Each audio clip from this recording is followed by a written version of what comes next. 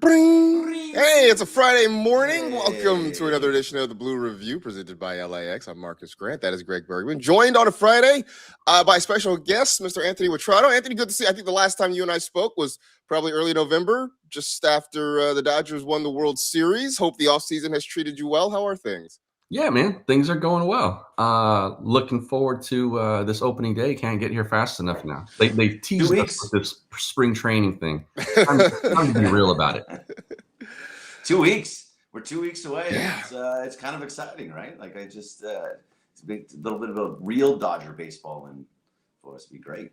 Yeah, we'll look forward to it. We'll dive into that, some other, potentially nonsense, very much nonsense things, but we're going to have some fun with that coming up a little bit later on in the show as well. But as always, want to get started by letting you know the Blue Review is powered by LAX. We are taking off. Learn more about all the incredible changes happening now at LAX by going to lawa.org/ESPN. Well, obviously, let's start with spring training. And, we've talked with Jeff Spiegel. We've talked with Katie Wu. I want to get your thoughts, Anthony, on just, some of your big takeaways. The one thing that we have heard consistently is that it's been a boring camp because there aren't a lot of battles. There are no position battles of note for this team. But anything big that has jumped out at you so far from the Dodgers this spring? I think the Roki Sasaki thing obviously is a thing. I've over the last week or so, because we've talked about it on our Dodger Blue show, I've seen some other shows talking about it.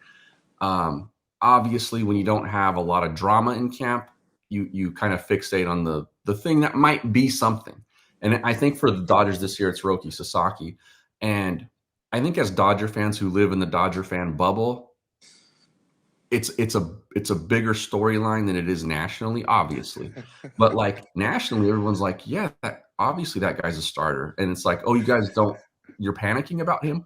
We'll take him Arizona coming back, man. Like, you know what I mean? Like for everyone else, it's like, why are you guys complaining about this thing? And it's like, well, we don't have a whole lot other news to talk about with the Dodgers. But, there's that.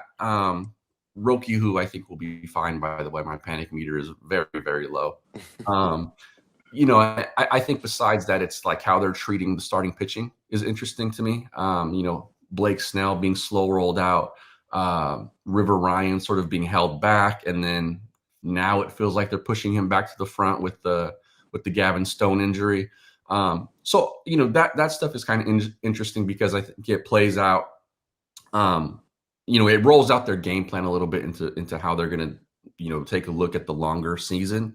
And again, their ultimate goal is to have all their guys ready and healthy. I would say come like late July, early August. Yeah. Do you think, you talked about Blake Snell, late July, early August. That's basically when you want everyone ready so they're ready for the postseason like they did this year, last year. The Blake Snell thing, I was looking at today. He did throw a bullpen, and it was just fastballs, and it was about 15 pitches, not full power. It was just kind of tossing the ball a little bit, and he wants to be ready before the end of April. It all makes sense anyway. It's going to be that's when you essentially turn into a 6-man rotation. Like, do you think that any of it is just? Part of it to me. Sorry, I'm getting kind of lost in my thought for a second there. But either way, like.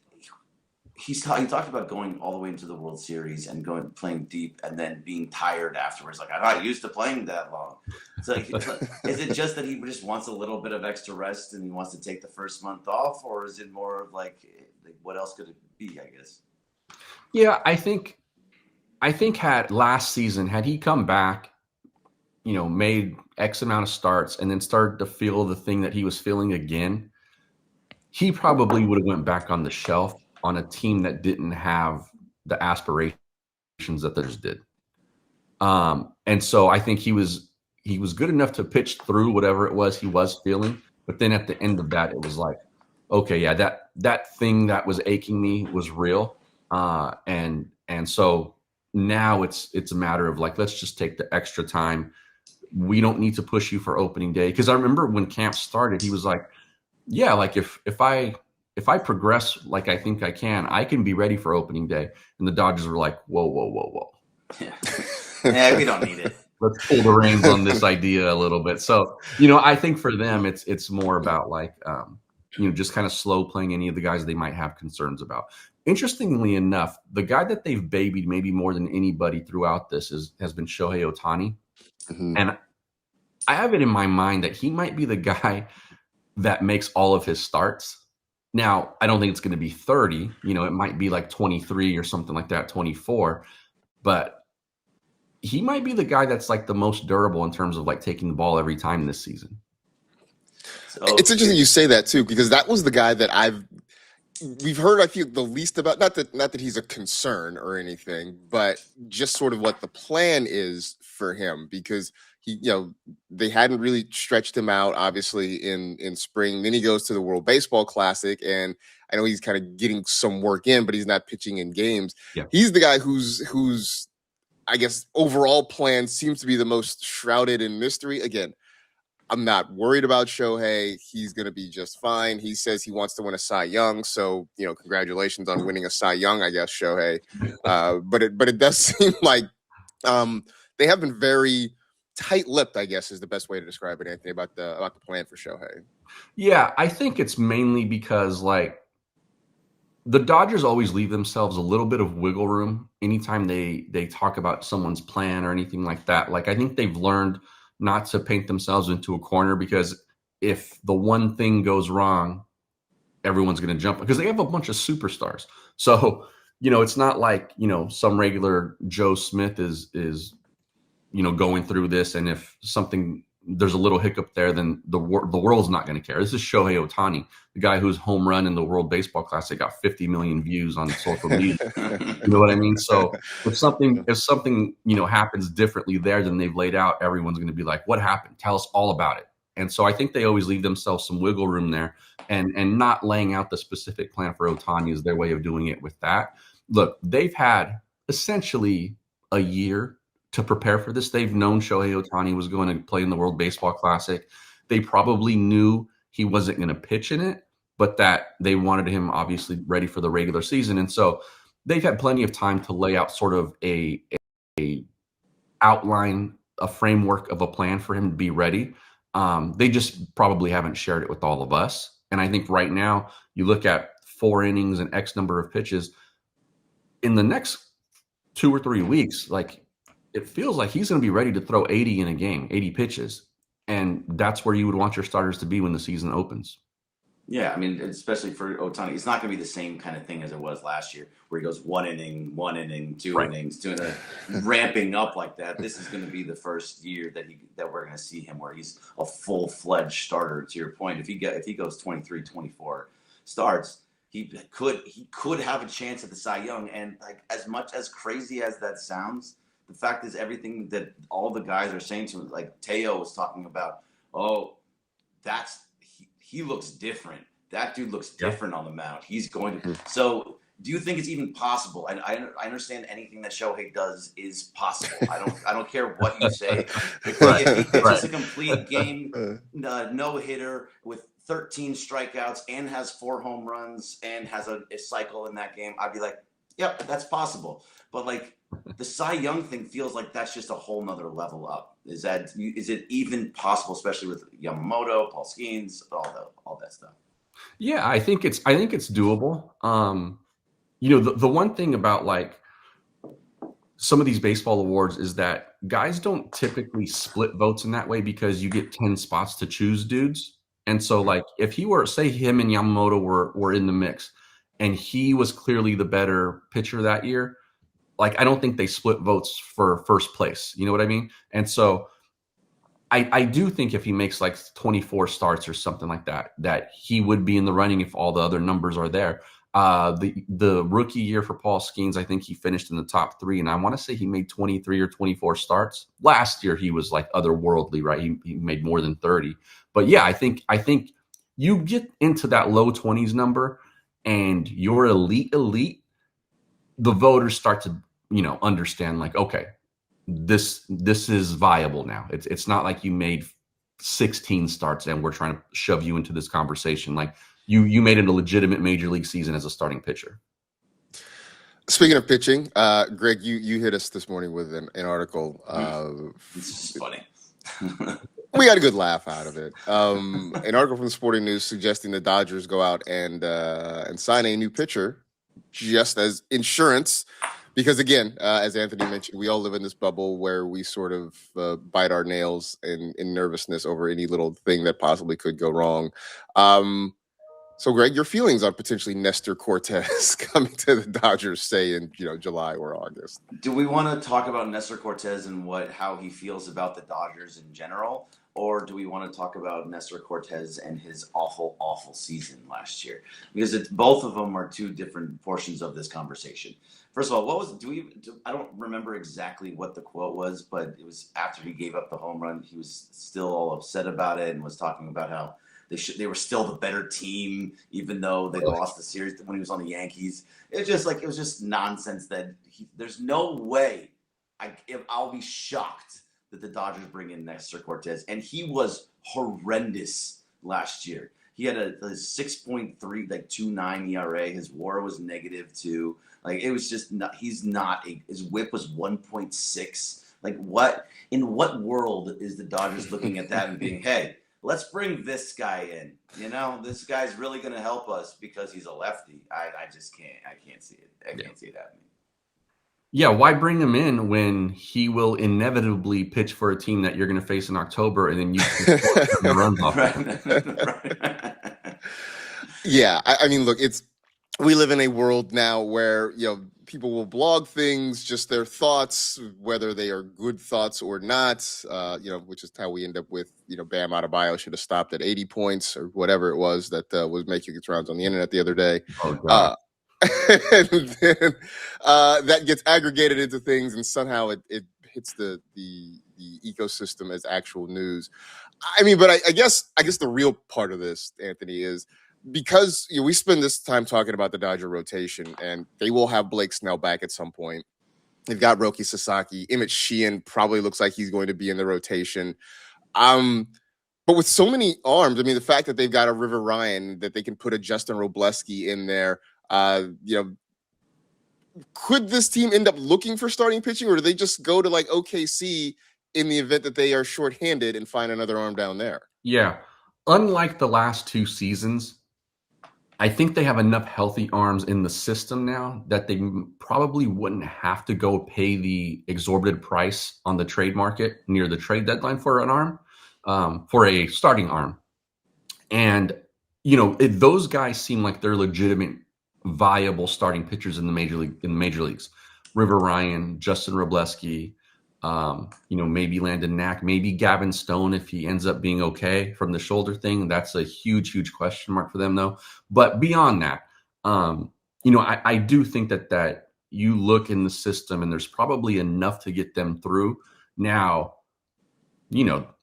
are the Tigers going to dangle Tarek Skubal again?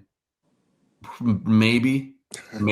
But then I don't think this front office wants to pay those kinds of prices, especially for a guy who would be a 2-month rental at that point, when if they really wanted him, they could just cough up the $300 million and say, you know what, we'll bite this bullet too. I wonder whether you even have to give up to get Tarek Skubal too. I mean, he made $34 million just from the arbitration hearing. So or something around that number. That number is going to be gigantic. Not that the Dodgers really care about numbers right now until the offseason when they get locked out. But as of right now, I don't know. I just think it would take a lot to get him. And it seems like the Dodgers are smart, right? If you bring him in and you bring all these guys in, you get grandfathered in after all of this stuff. But wouldn't you want to have some kind of depth for when it does happen, that you have other guys that you can go to, like the Gavin Stones, River Ryan, Justin Robleski's? You'd have to give up some of these guys to get them, including probably a Dalton Rushing, who is very much blocked by Will Smith. I just don't know. I just don't see. Whatever they do, I trust what they're doing because they're thinking about it both ways. Keeping our organizational depth plus trying to get grandfathered in. I think Kyle Tucker is probably going to be the last one of those guys that's grandfathered in and bringing somebody else in. I don't know. Do you disagree? Yeah, I think you're probably right, because there won't be time to sign anybody once the last out of the World Series is recorded in November probably. Trading too, like at the trade deadline if they go out and get somebody like that. Yeah. Now the difference there would be like, let's hypothetically speaking, like this Nestor Cortez story. If they did go out and trade for Skubal, they would have to extend him before the end of the season, basically, for that to be grandfathered in then, because he hits free agency as soon as the season is over, and then if the lockout happens then, which everyone expects it to, then there's no baseball business to be done until after the CBA is finished, and then Skubal may get locked out of that kind of contract. So if he were to sit in that situation, I think it'd be in his best interest and the team's best interest, if they wanted to keep him long term, to make the deal, and then within 48 hours you probably announce an extension for X number of dollars. Is there a point? Sorry, Marcus. Is there a point where the Dodgers it's like, don't get everybody?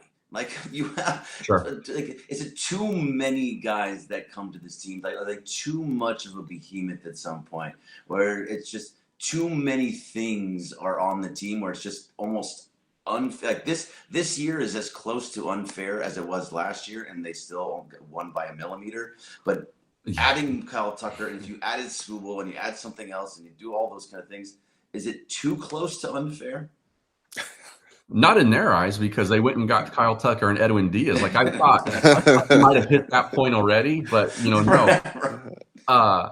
And look, I think for this organization, they were very deliberate about identifying this window, and it was Shohei Otani that did it, right? Like they were always trying to compete for a title, but they didn't push every chip that they could possibly get their hands on into the middle. And there's still plenty of money to spend. But I think with the Otani situation, they said, look, we have this, let's call it 6 years of him in his prime, like where he would be fighting, or in the conversation for MVP awards. We have to maximize this window now, because one, they knew this CBA was coming up as well. Like, we don't know what the future exactly looks like. Stockpile now, and that includes in the farm system, because if you can't spend later in the CBA, you're now stacking chips on underneath the table to later say, okay, you have that superstar player that we can't go get in free agency anymore, but he's under a team friendly team control still. Well, we have these 3 prospects that you might be interested in, something like that, right? They're doing this. They're going to do this in more creative ways going forward, but I don't think that means that they're done adding talent if it's available to them. So the Kyle Tucker, Edwin Diaz thing, I think, was the final swing. I'm with you, Greg. Like I think this was the last of that kind of transaction for them. But you look at where the roster sits now with some of the young guys, the pitching, maybe the outfielders in the minors, and you go, this team looks very, very competitive. And when I say that, I mean like top 3 team in baseball for the next handful of years. I think that's always been my pushback. Part of it, look, I get it. The Dodgers have a lot of money to spend. They are spending it more aggressively than everybody else, and they're very much the "I drink your milkshake" meme right now. That's the new market inefficiency too, right, Marcus? Like it used to be, the whole Moneyball thing is not about just getting guys who have OBP. It's about what can you do to get better that other teams around the league are not doing. And right now, it's spending money. Yeah, right. But I think the other part of my pushback has been that this is still a team. Historically, the Dodgers have been about developing prospects. They have historically been a team that the pipeline has always been deep, and they still have that. And you still see that. They have Shohei and Freddie Freeman and Mookie Betts, and they've gotten stars from other teams, but there's still an element of homegrown that's coming through there. And you mentioned it. I mean, I was reading the other day that they've got so many outfielders that they're gonna be guys that never make it to Los Angeles just because they're either blocked or there's somebody pushing them from behind. People can be mad that the Dodgers are spending money, but also be mad that the Dodgers keep figuring out how to draft well, develop well, and use those prospects to their advantage. I think it really is a two-edged sword with this organization. Yeah, I think also, by the way, Anthony, that it's like that's why they're so smart about the way they do things in the minor league system, that they have all of these guys, that they are always in the top 5 or number 1 overall minor league system, that they have that big pipeline. it makes them so much bigger and better and smarter than everybody else.